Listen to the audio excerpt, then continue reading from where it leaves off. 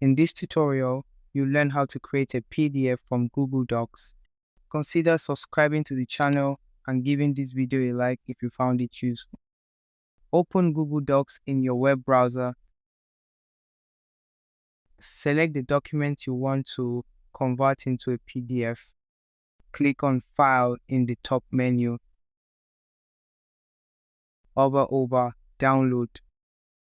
From the list of formats, click on PDF document.pdf. Your PDF would automatically download to your computer.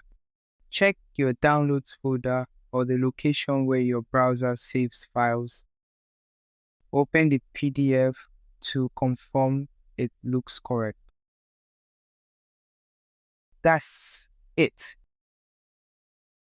You've successfully created a PDF from Google Docs. Do have a good one.